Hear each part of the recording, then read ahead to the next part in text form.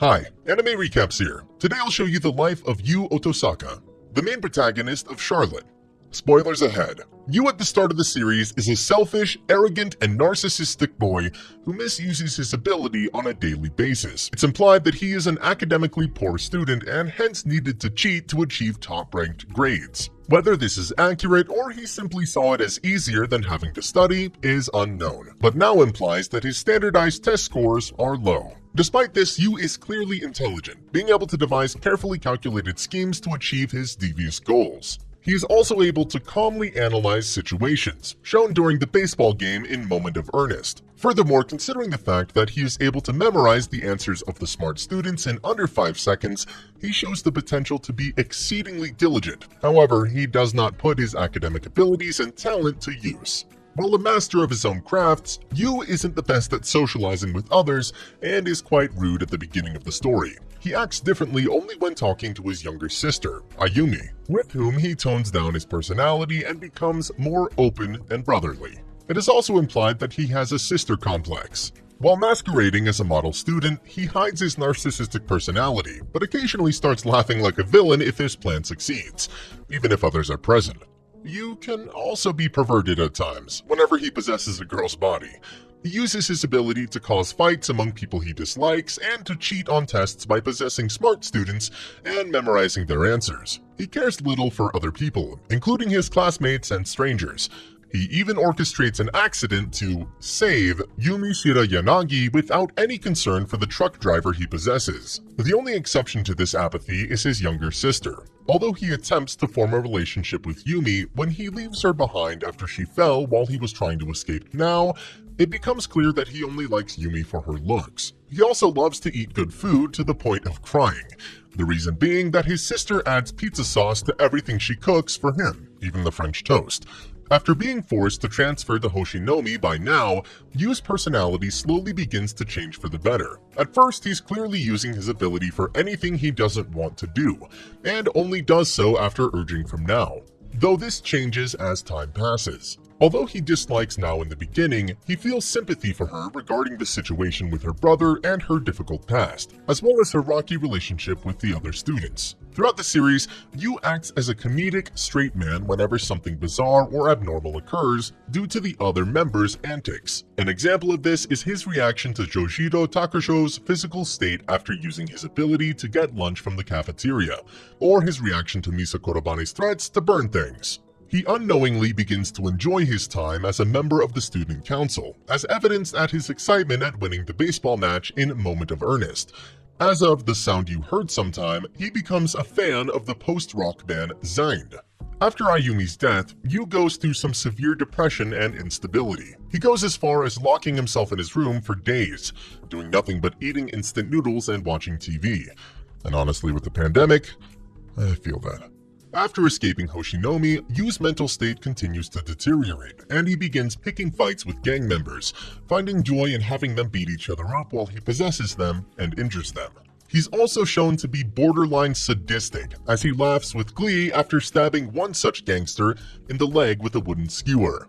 He continues to go in a downward spiral and even reaches a point where he's about to use drugs. This goes on until Now stops him. After returning to Hoshinoumi, Yu is noticeably more grateful towards his fellow members and is much more accepting of their antics, seeing them as close friends. He begins to try to move from Ayumi's death, but finds himself reminded of her constantly, including a number of times when he thinks about calling home to tell her he'll be late, only to realize she's not there anymore. His encounter with Sala Shane shows him to realize that he has become more gentle and considerate towards those around him, and that it was Now who caused him to change over time. This new attitude is shown when he takes Sala to meet Kazuki Tomori in the hopes of curing Kazuki's mental illness, despite there being no gain for him.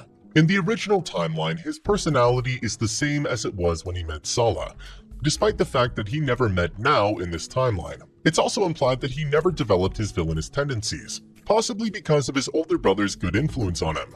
He is still a caring older brother to Ayumi, and everyone thinks he has a sister complex. He also cares greatly and looks up to his older brother, Shinsuke, and has a lot of faith in him, even risking his own life to save Shinsuke so that he could time leap and change the past.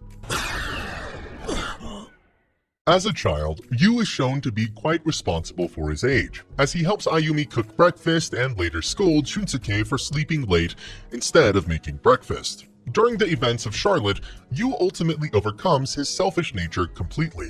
Despite his initial fears, he attempts to rescue Nao and Kumogami from a group of foreign terrorists who want to use him for their own goals. Later, Yu is saddened when he learns of Kumogami's death, and he feels responsible for it. As of promise, Yu is shown to care for his friends immensely and wants to be able to protect them from harm no matter how much danger he may have to face. This, as well as his promise to Nao, allows him to decide to take a huge risk and attempt to plunder all abilities outside of Japan. His determination is strong enough to snap Shunsuke out of his depression over Kumogami's death. Over the course of his journey, Yu's abilities as well as the constant danger he faces begin to take their toll on him. He shows signs of PTSD and is unable to sleep, and if he does sleep, he sleepwalks and attacks enemy ability users as well as innocent civilians. Gaps in his memory start to form, and he finds himself unable to remember either his past or his goal. He isn't even able to remember now, but he is able to remember their promise. He also appears to no longer fear death, either because he could save himself using his newfound abilities, or because he is becoming emotionally numb. As time passes, he embraces the moniker One-Eyed Grim Reaper. It is implied that he has forgotten his own name at this point, and he begins plundering abilities with glee. He briefly shows signs of his old narcissistic ability-using personality, but ultimately forgoes this way of thinking when Nao's flashcards bring on feelings of regret, as well as determination to keep his promise, despite his inability to remember who he made this promise to or why. He continues to plunder abilities in a somewhat emotionless state, though does seem to get angry at enemies occasionally. At the end of his journey, he's a shell of his former self, almost completely devoid of emotion. He barely even shows much, if any, reaction, having 3 arrows shot into his back. Despite this, he saves the life of the last ability user and tells her to get to safety after plundering her ability of courage, thereby completing his mission. At the end of the series, Yu has lost all of his past memories. As a result, his personality is a blank slate.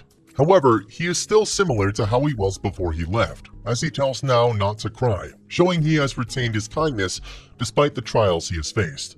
Yu now looks forward to making many new fun memories with his friends as he moves towards the future.